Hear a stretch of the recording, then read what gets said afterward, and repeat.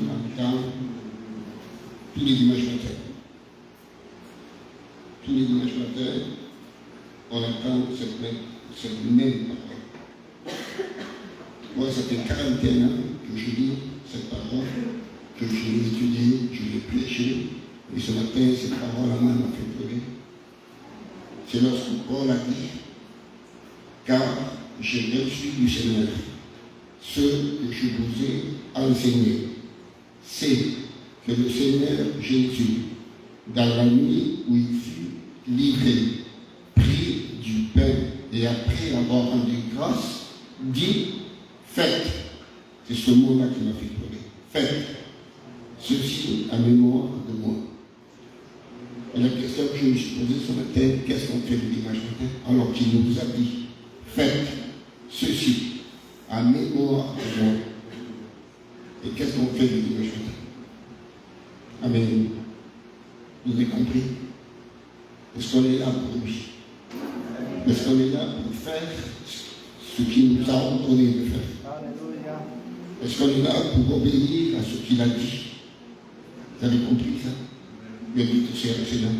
Je ne veux pas que ce ne soit pas une habitude, parce que c'est dimanche, mais que ce soit pour lui. Le motif, c'est Jésus et pas autre chose. Bien dit que c'est dans Dieu, ce que je vois. Ce matin, on va encore parler d'une chose qu'on a parlé maintes fois, et qu'on ne finira jamais d'en parler, et puis l'a parlé il n'y a pas longtemps, c'est de la prière. Mais on va parler, parce que vous savez, il y a beaucoup dans la prière. Je parle que personne ne se sent visé, personne ne prend la main. On manque tous de sagesse dans la prière. On manque d'intelligence dans la prière. On prie, et des fois, il n'y a pas de la sagesse dans la prière. Il n'y a pas d'intelligence dans la prière. Paul n'a pas dit, je prie par l'esprit, et je prie aussi avec mon intelligence. Et c'est ça l'équilibre de la prière. Il y a la part de Dieu et ma part à moi. Vous comprenez? Et dites la vérité. Combien de fois on a dit, Seigneur, donne-moi la sagesse de la prière, apprends-moi à prier, enseigne-moi à prier, montre-moi comment je dois prier. Est-ce qu'on a déjà posé cette question à Dieu en disant, Seigneur, est-ce que ma parole édifie? Est-ce que ma prière édifie l'Église? Est-ce que ma prière est efficace dans l'Église? Est-ce que ma prière apporte bénédiction dans l'Église? Est-ce que les frères sont bénis lorsque moi je prie? Est-ce qu'on a déjà fait cette prière à Dieu? Est-ce qu'on s'est déjà posé cette question? Vous comprenez ça? Au bout de tant d'années de conversion, ce matin, on a besoin d'apprendre à prier. C'est pour vous dire si c'est important la prière. On a besoin d'apprendre. Béni tout ce nom de Dieu. Parce que il y a dans la prière, il y a des temps, il y a des moments où la prière doit changer. Si la prière ne change pas et qu'elle est toujours au même niveau, toujours pareil, la même expression, le même temps, les mêmes paroles, il y a un déséquilibre, il y a quelque chose qui ne va pas. C'est qu'on n'a pas appris. Amen. Il faut être formé par Dieu. Il faut être à l'école de Dieu. Rappelez-vous lorsque les disciples ont dit, Seigneur, enseigne-nous à prier. Il faut toute une vie pour apprendre à prier. Ce n'est pas une seule prédication. Vous comprenez? Je répète, au bout de tant d'années de conversion de baptême, ce matin, on a encore besoin d'apprendre à prier. Béni tout ça, le nom de Seigneur de Dieu, sur tout le noir. Donc il y a des temps, des moments où la prière doit changer. C'est une obligation, c'est comme ça. Parce que la prière doit être en accord avec l'état de notre vie. Amen. Avec le niveau de notre vie. Avec le niveau de notre connaissance. Béni tout ça, le Seigneur. Donc si la prière ne change pas, ça veut dire que nous ne changeons pas. Si la prière ne grandit pas, ça veut dire que nous ne grandissons pas. Si dans la prière il n'y a pas de progrès, ça veut dire que nous ne faisons pas de progrès. Parce que la prière est l'expression de notre vie. est l'expression de notre cœur, est l'expression de notre état. Vous comprenez ça, c'est très important, mais tout ce nom de Seigneur. Et pour cela, on va faire une lecture, et ça se trouve dans Hébreux 4, et verset 16. Hébreux 4, verset 16. Essayez d'être attentif, parce que je vous promets, c'est très important. Il va dire, approchons-nous donc avec assurance du trône de la grâce. Écoutez bien. Enfin, d'obtenir miséricorde et de trouver grâce pour être secouru dans nos besoins. Quel besoin? Quel besoin? La plupart du temps, ne le prenez pas mal, c'est la vérité. Ce message, on peut le prêcher dans toutes les églises, parce que dans toutes les églises, ça existe. On s'approche bien souvent, et plus pour les choses de la terre. Si pour les choses physiques, matérielles, pour la guérison, on s'approche pour les choses de la vie terrestre.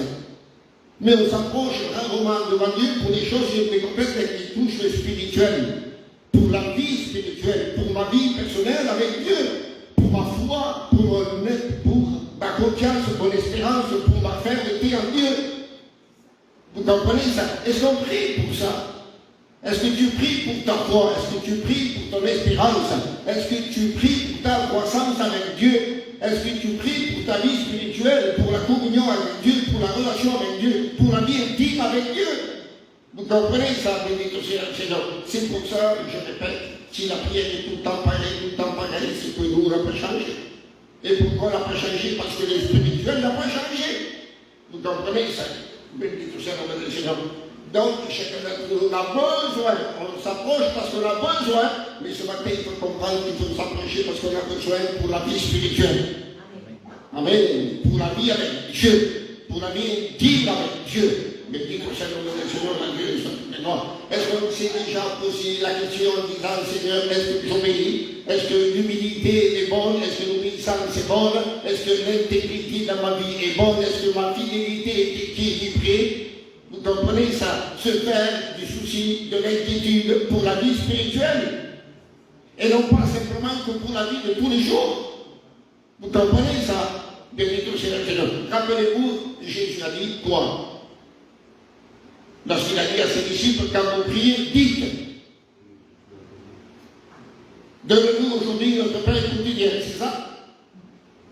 Garde-nous du malin, c'est ça? Pardonne-nous, c'est ça? Eh bien non, c'est pas ça. Avant tout, il a dit notre Père qui est aux cieux. Le spirituel. Cieux. Que ton règne vienne, que ta volonté se fasse avant le spirituel. Et après, il a dit le matériel. Donne-nous notre Père quotidien. Jésus ne l'a pas écarté, mais Jésus ne l'a pas placé en premier plan. Vous comprenez ça? Bien sûr, c'est mon avis, ça. Parce que si on fait passer tout le temps que le matériel et les choses de la terre, ça veut dire que Jésus n'a pas la première place dans la prière. S'il n'a pas la première place dans la prière, il n'a pas la première place dans la vie non plus. Vous comprenez ça? C'est important. Encore aujourd'hui, on a besoin d'apprendre la prière. C'est vrai ou pas? Si je dis quelque chose qui n'est pas biblique, eh bien, vous me le dites. Regardez. On va prendre le premier exemple. Daniel 6, verset 10. Je vais aller calmer. Lorsque Daniel sut que le décret était écrit, il se retira dans sa maison, où les fenêtres de la chambre supérieure étaient ouvertes, dans la direction de Jérusalem. Et 3 fois par jour, il se mettait à genoux, il priait et il louait son Dieu, comme il le faisait auparavant. Ça veut dire que bien des fois, on a besoin d'être seul. Amen. Et ce que Daniel priait là dans sa chambre, seul, il ne le priait pas en dehors de la chambre. Il y avait une différence, ce n'était pas la même chose. Donc c'est important de dire au Seigneur, qu'on comprenne ça, que bien des fois, dans la vie chrétienne, c'est comme ça, on a besoin d'être seul. Parce qu'il y a des choses qu'on ne peut pas le dire devant tout le monde. Et on est obligé de s'enfermer, comme a dit Jésus, quand tu veux prier, rentre dans ta chambre et ferme la porte, et prie ton Père qui est là. Donc c'est des moments intimes, c'est des moments secrets. Et ça fait partie de la vie chrétienne. Vous comprenez ça? Donc la prière qu'on fait dans l'intimité, dans le secret, n'a rien à voir avec la prière qu'on fait ici dans l'église. C'est pour ça que je dis, il ne faut pas que ça se ressemble, il faut qu'il y ait un changement, il faut qu'il y ait une différence.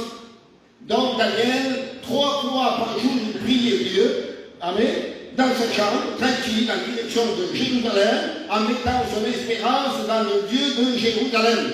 Amen. je m'en dis. Le même Daniel, chapitre 2, verset 17-18. Là, il est personne. Ensuite, Daniel alla dans sa maison et il instruisit de cette affaire Ananias, Michaël et Azaria, ses compagnons. Regardez le verset 18. Il les engagea à implorer la miséricorde du Dieu des cieux, afin qu'on ne fît pas périr Daniel et ses compagnons avec le reste des sages de Babylone.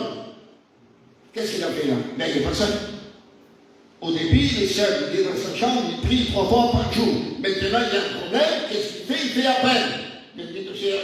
Parce qu'il a besoin, lui et ses amis, de s'encourager. Parce que seul, on ne peut pas s'encourager. Comment on fait? Seul dans la chambre, c'est intime, c'est secret, et on ouvre notre cœur devant Dieu. Mais bien des fois, on passe par des moments difficiles, on a besoin d'être encouragé, de s'encourager. Bien que c'est le Seigneur la Dieu sur toutes les lois. Et là, Daniel fait appel à ses amis. Et comme il sait bien, de faire appel. Donc, il y a des moments où on a besoin d'être seul, et il y a des moments, des fois, où on a besoin d'un frère, ou d'un couple, de quelqu'un, pour exprimer devant le frère et devant la sœur ce qu'on a dans le cœur, afin que le frère et la sœur nous encouragent dans la prière, nous amènent dans la prière. Vous comprenez ça? Mais il y a des choses qu'on n'a pas besoin qu'on dise amène à notre prière parce que c'est intime, c'est secret, et ça, il ne faut pas que les gens le sachent. Vous comprenez ça? Mais par contre, il y a des choses qu'on a besoin qu'on dise amène à notre prière, parce qu'on a besoin d'être encouragé. Béni Seigneur, donc on a besoin d'être seul, et bien des fois on a besoin d'être avec les frères. Et ça, c'est l'équilibre de la vie chrétienne, c'est l'équilibre de la prière. À Dieu, ça toute la gloire. La grande.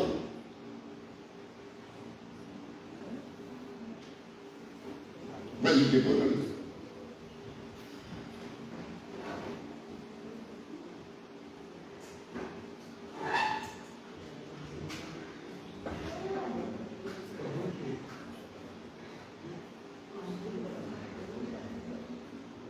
Compris?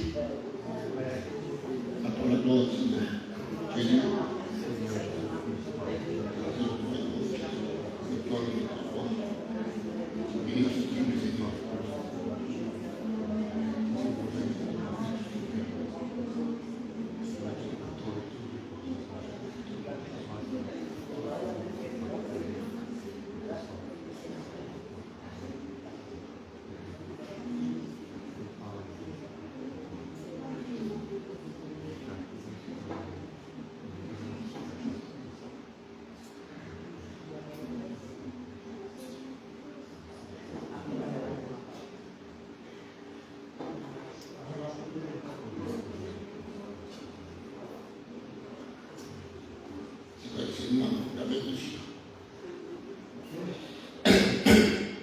Voilà, on va continuer. La personne peut-être c'est une belle chiffre. Alors on a dit que Daniel avait besoin d'être seul, et puis des fois Daniel avait besoin de secret. Mais voilà, il y a des fois dans la vie chrétienne, écoutez, c'est pas grave, on a pas connu, c'est pas grave. 2 Rois, chapitre 3, verset 15. 2 Rois, chapitre 3, verset 15. Regardez ce qu'il dit. Maintenant, amenez-moi un joueur de harpe. Et comme le joueur de harpe jouait, la main de l'Éternel fut sur Élisée. À Élisée, on lui demande quelque chose, il a besoin, amen, d'entendre de la musique chrétienne. Et bien des fois, ça nous arrive à nous. À chacun d'entre nous, ça nous arrive à nous. On a besoin de moments sensibles. Amen. De moments sensibles. Mais voilà, quand il y a la musique, écoutez bien, Élisée n'a pas élevé la voix. Élisée n'a pas dit Amen, gloire à Dieu. Élisée a fait totalement silence pendant la musique, pendant le cantique. Élisée a fermé les yeux, il cherchait la présence de Dieu, il cherchait la volonté de Dieu. Vous comprenez ça? Et bien des fois, ça nous arrive, on vient dans l'église, on est là, et on n'arrive pas à s'exprimer, on n'arrive pas à ouvrir la bouche, on n'arrive pas à faire une prière à haute voix, on n'arrive pas. Alors qu'est-ce qu'on fait pendant le cantique? On ferme les yeux, on fait silence, amen, et on ressent la bonne présence de Dieu. Et ça nous fait du bien, ça nous fait même pleurer, et on n'a rien dit, on n'a pas ouvert la bouche. On ne sait pas exprimer, on la juge, Seigneur, écoutez la musique. Un cantique, pas un cantique différencié, non, mais un cantique de prière.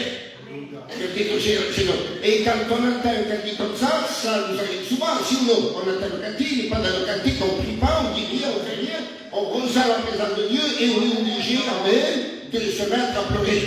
Bien dit le Seigneur, la Dieu, on a besoin de ça. Vous voyez, il y a des moments, il y a des temps où on change dans la prière, c'est tout. C'est pas tout le temps pareil. Que ce soit dans la maison, que ce soit avec les frères, comme Daniel, et que ce soit comme il disait, amen, sans parole, sans rien dire, simplement en écoutant un cantique. Et ça nous fait un grand bien. Bien dit que c'est le Seigneur. Moi, j'aime bien ça. Pendant que les frères chantent, moi je m'assois là, je ferme les yeux, et quasiment tout le long des cantiques, je change la présence de Dieu, et ça me fait un grand bien. Mais Seigneur, ça fait du bien. Essaye de le faire chez toi, je le fais dans ma maison aussi. Je mets des cantiques, je ferme les yeux, et ça ne me gêne pas de rester même des heures comme ça. Amen. À ressentir la présence de Dieu, et Dieu parle, et Dieu convainc, et Dieu fait du bien. Et dit que Seigneur, la Dieu, la gloire. Être attentif, être sensible. Parce qu'on ne peut pas ressentir la présence de Dieu à travers le cantique si on n'est pas sensible. Vous comprenez ça? Si dans la tête il y a des soucis, des tracas, des inquiétudes, et que la tête s'est roulée pendant le cantique, eh bien on ne ressent rien. Vous comprenez ça? Être sensible, évacuer tout ce qu'il y a dans le cœur et dans la tête pour être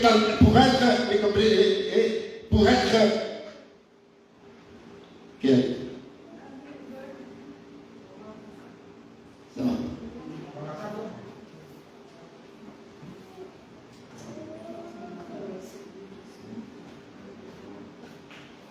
Bon, on continue. Allez. Alors, il disait, on lui pose une question. Il veut connaître la volonté de Dieu. Avoir si le roi doit aller attaquer les ennemis pour savoir s'il a la victoire, pour savoir si Dieu va lui donner la victoire. Alors, il dit, avant de parler, avant de s'avancer à quoi que ce soit, il dit, amenez-moi un joueur de harpe. Le joueur de harpe se met à jouer, et lui, il se met à chercher la présence de Dieu. Et Dieu lui parle, et Dieu lui révèle quelle est la volonté de Dieu. Donc, ça prouve que Dieu parle à travers un cantique. Vous avez compris ça? À travers un cantique chrétien, Dieu parle, Dieu bénit, Dieu agit. Mais il faut faire comme il disait, il faut être sensible. Amen. Un moment de prière, mais dans le silence. Un moment de prière sans parler, sans rien dire. Simplement l'état attentif à ce que Dieu veut. Et Dieu, écoutez bien, n'a pas parlé, Dieu n'a rien dit, Dieu a agi à travers la musique. Dieu a agi à travers le cantique. Et Élisée, il a saisi le message, il a compris. Vous avez compris ça? Béni que c'est le Seigneur, Dieu, sur toutes les droits. Regardez. Donc on a besoin, des fois, d'être seul, avec les frères. Bien des fois, on a besoin d'écouter un cantique dans la maison ou dans l'église, et en faisant simplement silence, et Dieu nous bénit, et Dieu nous fait du bien. Ça, c'est des moments qui vont durer toute la vie chrétienne. Des moments dans la maison, des moments avec les frères, des moments dans le cantique, et tout le temps, ça change. Maintenant, on prend un Samuel. Chapitre 20, verset 13.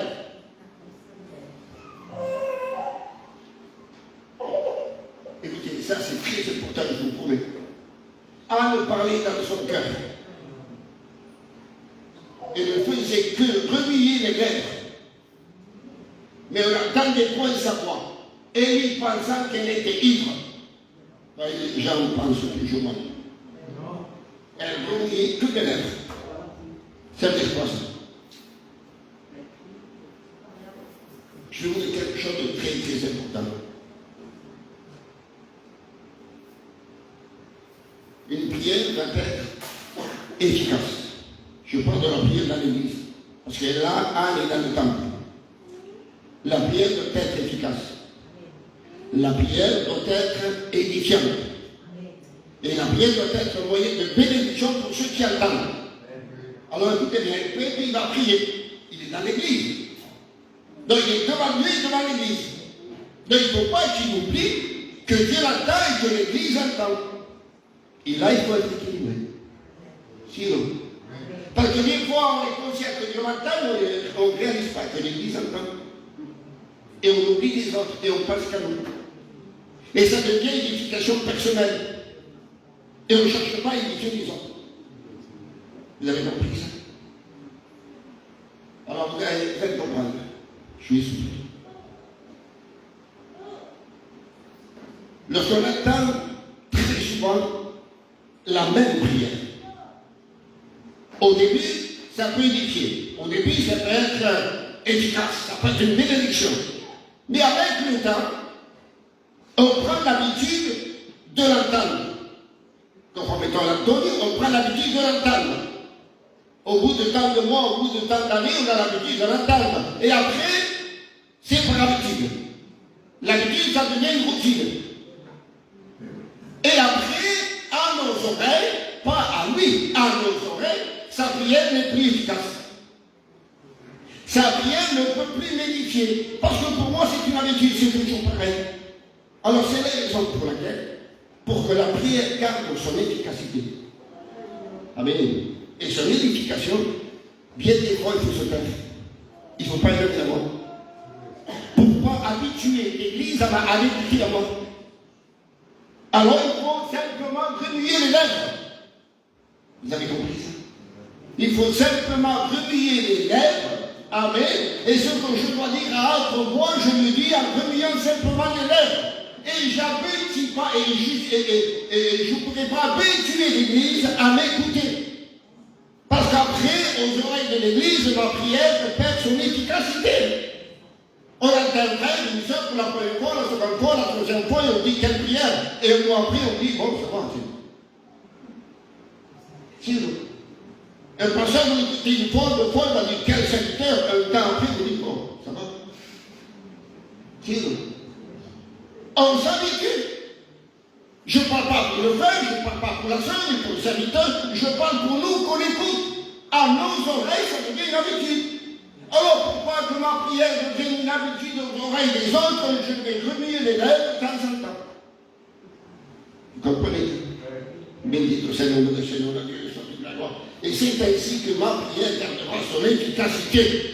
Amen. Vous savez, il y a des frères et des sœurs, même dans notre église et dans toutes les églises, qui prient de temps en temps. Et quand on les entend prier, c'est très bien. Parce qu'on les entend rarement. Vous comprenez ça? Béni au Seigneur, le Seigneur. Il faut éviter que ma prière devienne une routine dans l'église. Vous avez compris ça? Béni au Seigneur, le Seigneur. Et en avait raison, amen, de remuer juste les lèvres. C'est des moments de silence. Parce que la sœur avait besoin de se soulager. Elle avait un souci, elle avait un chagrin, elle avait une tristesse dans son cœur, c'est qu'elle ne pouvait pas avoir d'enfant. Et elle ne pouvait pas s'exprimer à haute voix. Alors elle va remuer simplement que les lèvres devant Dieu et elle va se soulager. Et après la prière, la Bible dit qu'elle n'avait plus le même visage. Vous voyez, c'est pas la peine. D'élever la voix. C'est pas la peine de faire une longue prière, simplement remuant les lèvres, Dieu exauce la prière. Et elle me dit que l'année prochaine, cette femme a eu un enfant, elle a appelé Samuel. Amen. Il me dit que c'est l'homme de Seigneur, toute la gloire. Il y a des frères ici qui le font ça. On les entend jamais prier. Mais ils sont avec la tête baissée. Ils chantent la langue de Dieu. Ils sont là, ils prient Dieu, mais simplement quand ils remuent les lèvres. Mais Dieu entend, Dieu écoute. Il y en a qui croient que non, non et non. Dieu voit le cœur avant toute chose. Mais dit que c'est le Seigneur, la Dieu, c'est toute la gloire. Bien des fois, ça peut arriver qu'on a une mauvaise nouvelle. Et on va dire, 2 Rois 19, 14 et 15. C'est le roi Ézéchias. Il prit la lettre de la main de ses messagers et la lut, puis il monta à la maison de l'Éternel. Et la déploya devant l'Éternel. À qui il adressa cette prière, l'Éternel, Dieu d'Israël, assis sur les chérubins. C'est toi qui es le seul Dieu de tous les royaumes de la terre. C'est toi qui as fait les cieux et la terre. L'ennemi va lui envoyer une lettre à Ézéchias. Et Ézéchias prend peur. Parce que l'ennemi est redoutable. Et Ézéchias, il prend peur. Alors qu'est-ce qu'il fait? Il prend la lettre, il va au temple de l'Éternel, il ouvre la lettre et il va lire la lettre à Dieu. Bendito sea el Señor. La mauvaise nouvelle, Ézéchias va lui apporter à Dieu. On lui apporte au roi et après le roi lui apporte à Dieu. Et ça, c'est l'image de la prière. On reçoit une mauvaise nouvelle, on prend la mauvaise nouvelle et on lui donne à Dieu. Par le moyen de la prière. Bendito sea el Señor. Et Ézéchias a eu le courage de le faire. Mais le courage est venu de quoi? Allez. De la foi ou de la peur? Il a eu peur. Il a eu peur. Et bien des fois, on fait des choses par peur. Sinon, on se met ici, on fait une prière, on prie Dieu, on supplie Dieu, on acclame le secours de l'Éternel parce qu'on a peur. On reçoit une mauvaise nouvelle de la part du médecin, de la part du facteur qui nous a mené le courrier que c'est une mauvaise nouvelle. Et qu'est-ce qu'on fait? On perd courage. On baisse les bras. On devient inquiet. On ne dort pas la nuit. On devient malade là-dedans. Vous comprenez ça? Et Ézéchias n'a pas attendu le premier jour qu'il a reçu la mauvaise nouvelle. Il a pris la mauvaise nouvelle et il l'a amené à Dieu dans le temple.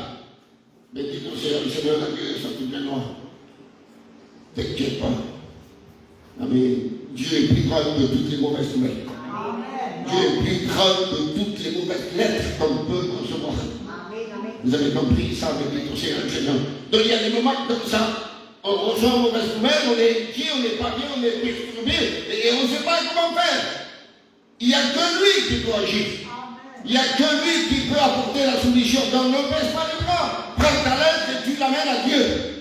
Et dis tout ça dans le Seigneur, la Dieu, soit tout la gloire. Et il va entendre qu'il ouvre la lettre, il va la lire devant l'Éternel. Et l'Éternel va lui répondre, et Dieu va lui dire, ne crains pas, tu auras la victoire sur l'ennemi.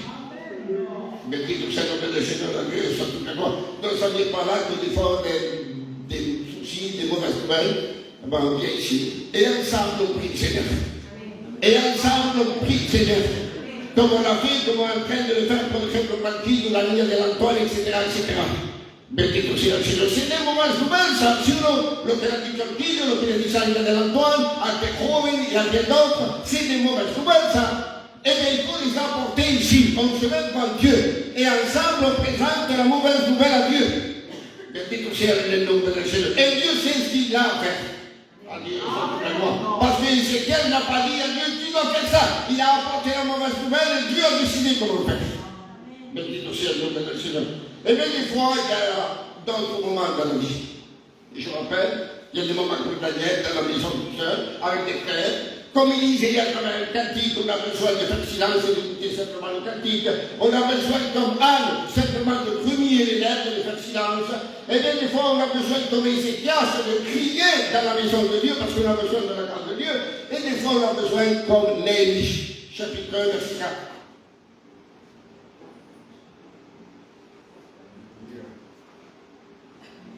Lorsque j'entendis ces choses, encore une mauvaise nouvelle, je m'assis et je pleurais et je vis plusieurs jours dans la désolation. Je jeûnais et je priais devant le Dieu des cieux. Je pleurais. Amen. Vous pouvez parler et pleurer en même temps. On voit ça dans les films parce que c'est des comédiens.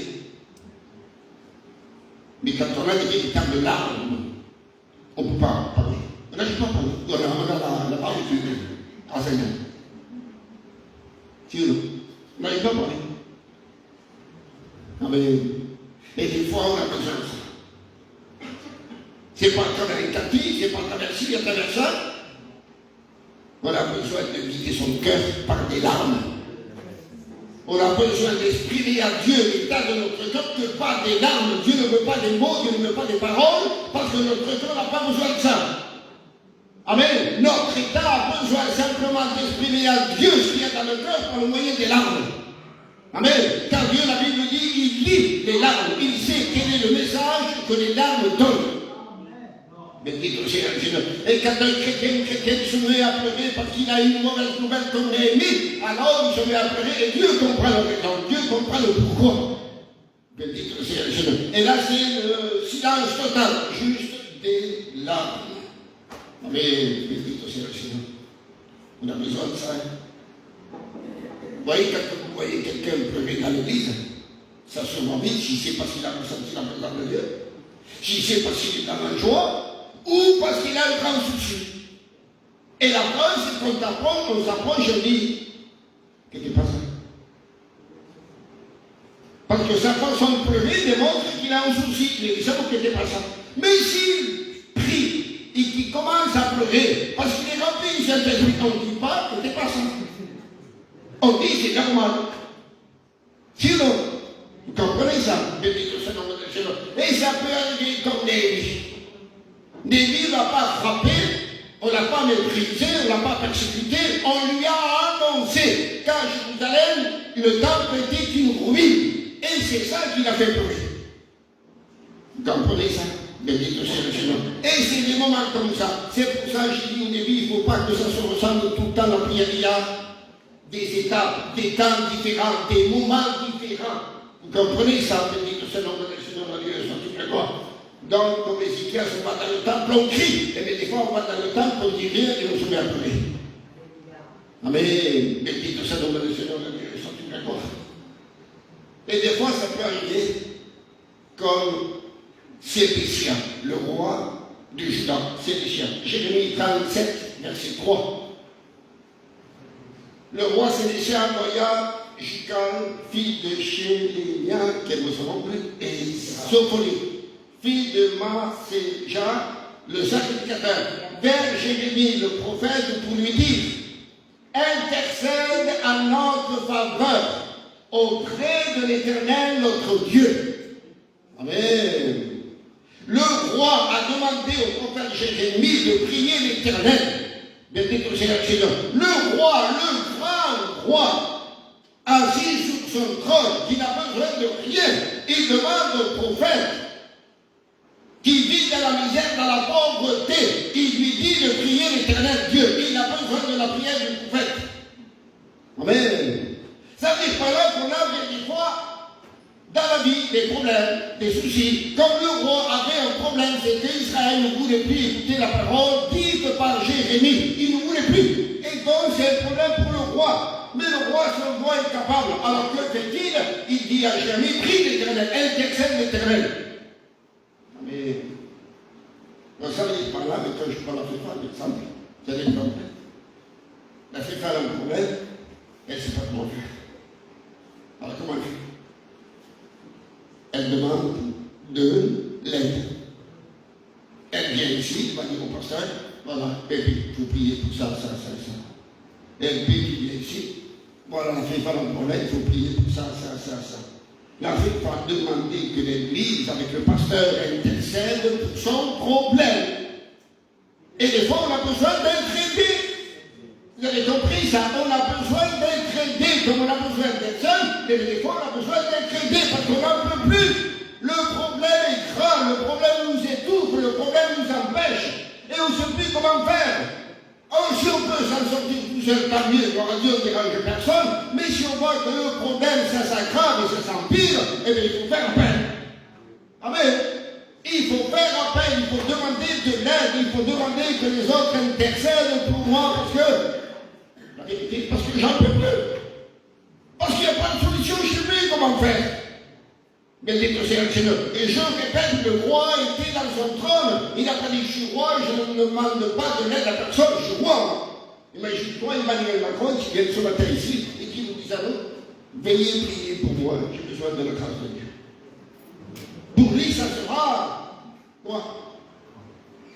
S'humilier de président qu'il est à un niveau de petit gitan. C'est trop. Vous comprenez? Et puis des fois, on a honte d'exprimer qu'on a des problèmes, d'exprimer qu'on a un souci, d'exprimer qu'il a ci. Et on évite de demander de l'aide. On ne veut pas que les gens sachent. Il y a des choses qu'il ne faut pas dire, il y a des choses qu'il faut dire. Tout ce qui t'empêche, tout ce qui va t'étouffer, tout ce qui va te ralentir, tout ce qui va t'écarter, qui va te refroidir. Amen. Il faut le dire. Il faut le dire, parce que le diable, ce qu'il veut, c'est que tu le gardes, que tu ne le confesses devant personne, afin que lui puisse utiliser ce problème pour continuer à t'empêcher. T'as compris ça? Parce que certains problèmes de la vie deviennent des instruments entre les mains du diable. Vous avez compris ça? Alors, que peut-il faire? Eh bien, il faut demander de l'aide. Et en demandant de l'aide, vous mettez le problème en lumière. Et le diable n'a plus accès. Béni que ça, mon Seigneur, la Dieu, sur toute la loi. Encore un peu après, je vais aller. Donc, il y a des moments où on a besoin d'un frère, on a besoin d'un groupe, de la sœur, d'une sœur, on a besoin de demander de l'aide. Béni que ça, 1 Samuel 7. 1 Samuel 7. Versets 7, 8 et 9. Les Philistins apprirent que les enfants d'Israël s'étaient assemblés à Mispa. Et les princes et les Philistins montèrent contre Israël. À cette nouvelle, les enfants d'Israël eurent peur des Philistins. D'accord? On continue. Et ils dirent à Samuel, ne cesse point de crier pour nous à l'Éternel notre Dieu, afin qu'il nous sauve de la main des Philistins. Verset 9. Samuel prit un agneau de lait et l'offrit tout entier à l'holocauste à l'Éternel. Il cria à l'Éternel pour Israël et l'Éternel l'exauça. Des fois, on a besoin de crier. Des fois, on a besoin de crier. Et la Bible dit, crie à plein gosier. Mais bien, c'est un Seigneur. Vous savez, il y a des gens dans le monde, ils sont pris par les inquiétudes de la vie. Ils gardent tout dans leur prière. Vous savez ce qu'ils font? Je ne sais plus comment ça s'appelle. Ils vont dans la forêt, dans un coin désert où personne ne les voit. Ils vont pousser un cri de toute leur force. Parce qu'ils croient que dans ça, ils vont faire dégager, sortir le grand souci qu'il y a dans l'intérieur. Mais ça ne marche pas, c'est pas comme ça. Sinon, on ne peut pas sortir de là, du cerveau et du cœur, quelque chose simplement qu'avec un cri. Vous comprenez? Ce qu'il y a dans le cœur, amen. Et ce qu'il y a dans le cerveau, il n'y a que Dieu qui a accès. Et bien des fois, nous, les enfants de Dieu, n'avons pas besoin de pousser un cri, mais à Dieu. À celui qui entend. Rappelez-vous, Bartimée cria plus fort. Et Jésus l'a entendu. Et Jésus s'est arrêté. Et Jésus a dit, appelez-le. Amen. Dieu entend le cri du cœur. Béni que c'est le Seigneur, la Dieu, sans toute la gloire. Et Israël avait peur, ils ont dit à Samuel, ne cesse de crier à l'Éternel pour Israël, ne cesse, ne va pas. Béni que c'est le Seigneur, la Dieu, sans toute la gloire.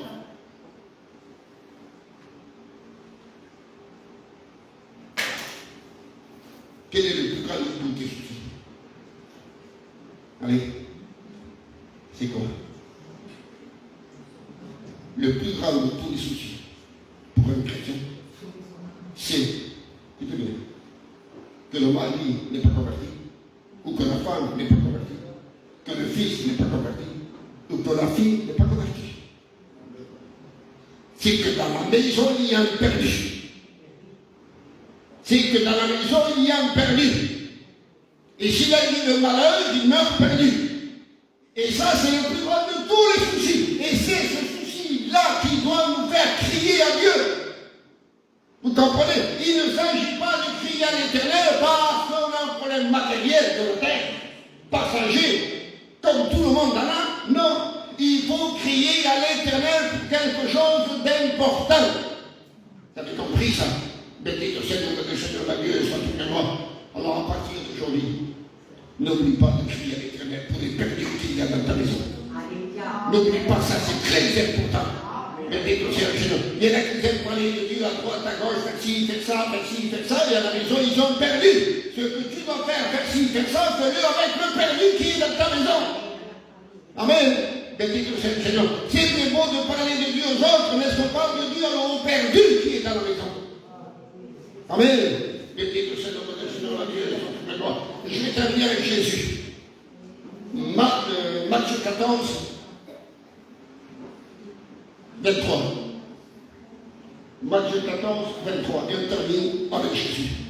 Et je rappelle, des moments seuls, des moments avec les frères, des moments en écoutant un cantique, des moments en silence, on remet simplement une lèvre, des moments de courage de venir à l'église et de porter notre souci devant Dieu, comme a fait Ézéchias, des moments qu'on est mis simplement qu'avec des larmes, des moments comme Sédécia demande de l'aide au frère de prier parce qu'on a un problème, et des moments comme Samuel, c'est de crier à l'Éternel, parce qu'il y a un grand problème, il faut crier à l'Éternel. Il ne faut pas avoir honte de crier à l'Éternel. Et voilà ce que Jésus a fait. Matthieu 14, 23. Quand il eut renvoyé la multitude des disciples, il monta sur la montagne pour prier à l'écart. Amen. Il monta à la montagne pour prier à l'écart. Et bien des fois, on a besoin de ça. Prendre exemple sur Jésus. À l'écart, sur la montagne. Bendito sea el nombre del Señor. Ça veut dire quoi ça? La solitude. Jésus aimait la solitude. Parce que c'est dans la solitude qu'il parlait avec son Père.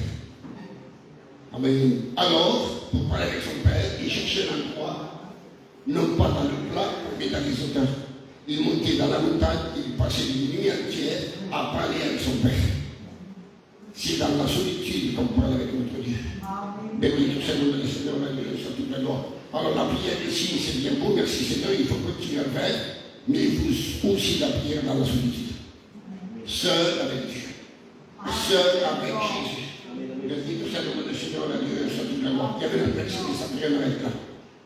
Donc, rappelle-toi, la prière, il y a des temps qui changent, des moments changent, et la prière doit être en accord avec les temps et les moments qui changent. Si on a tout le temps la même prière, dans tous les temps et dans tous les moments, ça veut dire qu'il y a un déséquilibre. Ça veut dire qu'on n'est pas d'accord, ça veut dire qu'on ne correspond pas. Vous avez compris ça? Il faut que notre prière corresponde avec le moment. Amen. Et avec le temps. Je ne sais pas si vous comprenez. Bendito sea el nombre del Señor. Et c'est pour ça que j'ai dit au début, encore ce matin, on apprend à prier. On a besoin d'apprendre. Alors, je termine avec ceci. N'oublie pas de prier pour ça. Que Dieu nous donne la sagesse. Que Dieu nous donne l'intelligence. De faire des prières sagement et des prières intelligentes. Des prières qui vont édifier. Des prières qui ne vont pas fatiguer les gens. Mais des prières qui vont apporter du fruit. Et des prières qui vont apporter des bénédictions. Bendito sea el nombre del Señor, la Dieu soit toute la gloire. On prie, Seigneur. Frère, que tu pries, Seigneur. Seigneur, merci pour ta parole qui est la vérité, Seigneur Jésus. Parce que tu ne te lasses pas de nous apprendre, Seigneur Jésus. Seigneur, moi, mon papa, je te demande, Père éternel, que tu m'apprennes à prier chaque jour. De